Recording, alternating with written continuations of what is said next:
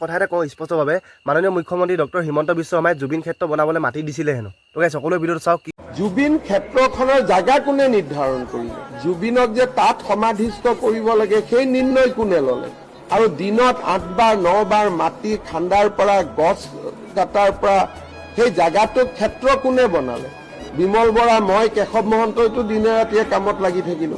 এতিয়া আমি স্থানটো কৰি দিছো, বেলেগসকল যাওক, আমিতো বেয়া নাপাওঁ, কিন্তু নিৰ্মাণ কোনে কৰিলে? সেই জাগাটো যে জুবিন সমাধি হ'ল, জাগাটো কোনে চিলেক্ট কৰিলে? প্ৰিয়ংকা গান্ধীয়ে কৰিলে নে হিমন্ত বিশ্ব শৰ্মাই কৰিলে? গতিকে ৰাজনৈতিক কামত আহিলে মানুহে সুযোগ লৈ যাব নাপায়, আহিলে নিজাকৈ আহক। সব কামটো যেনিবা আপুনিয়ে কৰিলে আৰু এতিয়া তাত ভৰি খোজ এটাও দিয়া নাই, তেতিয়াহ'লে আপুনি কেনেকৈ কৰিলে কওকচোন? মাটিটোতো আপোনাৰ নহয়, মাটিটোতো তেওঁৰ আছিলে। আৰু স্পষ্টভাৱে কৈছোঁ, প্ৰিয়ংকা গান্ধীৰ কথা কৈছে।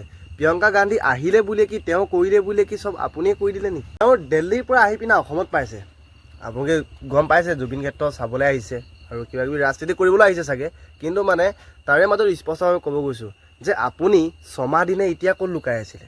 এতিয়া আপোনালোকৰ ৰাজনীতি আহিছে, নিৰ্বাচন আহিছে, সকলো আহিছে, সকলো প্ৰক্ৰিয়াতে কথা ক'ব।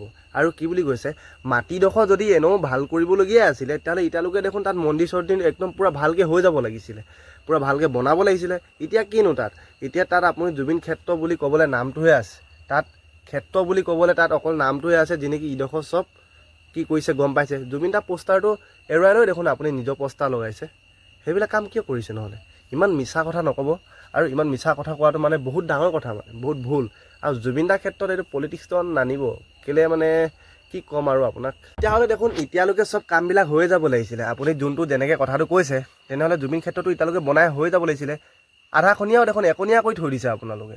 সেইটো কথা কেলৈ নকয়নো? এতিয়া কোনোবা যদি মানুহ অসমত আহে ন বাহিৰৰ পৰা, তেওঁলোকৰ কথা একদম ক'বই মানে।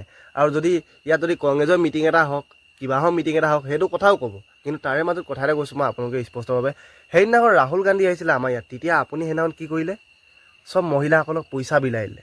ৰাহুল গান্ধী তাত মানুহ নাই বুলি কৈছে, কিন্তু তথাপি মানুহ আছে। আৰু সেইবিলাক কাম কৰাত আপুনিতো এক নম্বৰ স্মাৰ্ট আছে, সেইবিলাক কামেই কৰক আপুনি। আৰু একদম মানে বকি থাকক পূৰা ভালকেনে দেই।